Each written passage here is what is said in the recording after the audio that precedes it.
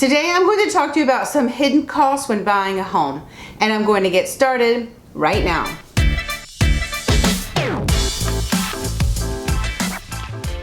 Hey everyone, my name is Jamey Prezzi. I'm a real estate agent in Miami-Dade and Broward counties. I work with my husband, Ognjen Prezzi. Today I'm going to talk to you about some hidden costs when buying a home in Miami-Dade or Broward counties. But first, before I get started, if this is your first time here, hit that subscribe button so you never miss another update. We do put out new videos every week. Also use the link in our information box and download our free guide today. All of our contact information is there as well, so feel free to give me a call. You can also schedule a Calendly chat with me if you would like to talk about real estate. Okay, let's get started. Very often when buyers are coming to us to purchase real estate, the two biggest expenses that they really have in mind are the closing cost and the down payment.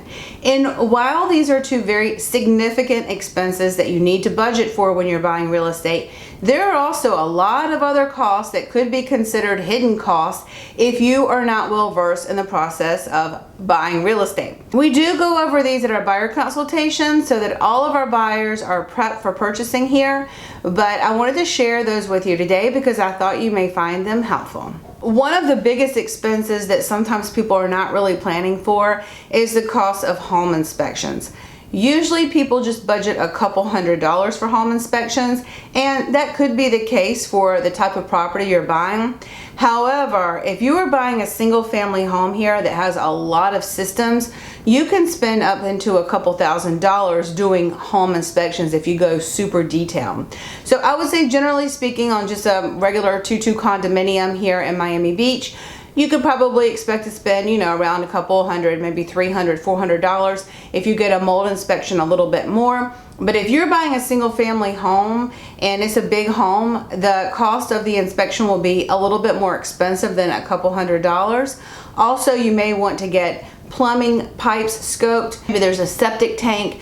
So those inspections can be very costly. I always recommend that our buyers do the max on home inspections just because I think it's important to know what you're buying. But with that said, another cost that you need to think about is future repairs. So even though you do a home inspection, you just have to remember, it doesn't matter how deep you go, if there's a plumber, an electrician, a roofer, if everyone comes and looks at the property and everything is perfect, something will go wrong down the road and it will need repairs. It could be within the first couple of weeks of owning the property or, several months down the road. So have some money put off on the side, because to me that is a hidden cost that people don't think about a lot, and that is the cost of ownership within that first year of purchasing the property. Put some money aside for expenses for unknown things that can pop up. For instance, the home inspector could be out and the dishwasher could work perfectly well when they're there, but look, the dishwasher may break next week and you need to put in a new dishwasher. So put a little bit of money on the side so that you have money for future repairs. Another cost when buying a home that sometimes people don't think a lot about is that's the cost of insurance. If you're getting financing and you're using a local lender, they will probably have a very good range of home insurance.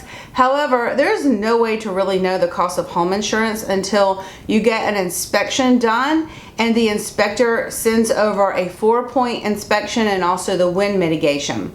Those two reports will go out to your insurance agent and then they will quote based on that.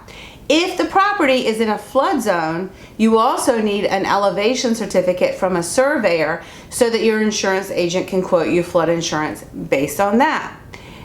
People like to do guesstimates for these things, but I think it's very important to get these reports back and into the insurance agents before the end of your inspection period so that you have a good idea about what you're buying and you are able to make good decisions about the cost of owning the property during that process. Again, long discussion. I could go into it for hours, but we can do that at a buyer consultation. But sometimes people are just really not aware of the actual cost of owning a property here, especially a single family home, and if they're buying a property in a flood zone. So that can be a little bit of a hidden cost. The reason why I say the local lenders understand the cost is because sometimes when you go to those like big national places where people are just running generic scenarios for insurance, sometimes they just don't take into consideration the actual cost of insurance here. Property taxes, that can be a big hidden cost that people are not always prepared for, and that's why we tell people during a buyer consultation to never use the current owner's property taxes as a guesstimate of what they will be paying for property taxes in the future.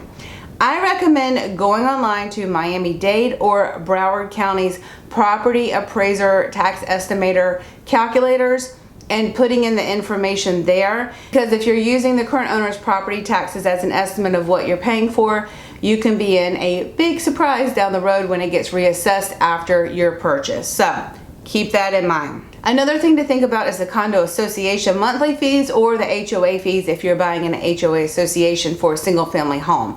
These fees can vary wildly depending on where you're buying and the building and their budgets. Also the HOA association and their budget, and also the services can vary wildly. Some HOAs include super basic services, while some include a lot of extra services that can be super beneficial for your actual cost of owning that property on a month-to-month basis in the future. Another thing that I think is super important to think about, and that's the cost of owning that property every single month. Not just the mortgage, the property taxes, the homeowner's insurance, and all of those details, but the actual cost of, taking care of that property every single month. For instance, you'll definitely want to put some money aside for future issues and repairs, and also you'll need to put some money aside for taking care of the lawn, the pool service, maybe even you need a cleaning service, landscaping services, whatever it is. Just make sure that you factor in all of those items into your budget so that you have a well-planned budget for the future ownership of that property. There's a lot to know about buying real estate in Miami-Dade and Broward counties. We're always here to be a resource for you. I hope you find this helpful, and we will see you soon.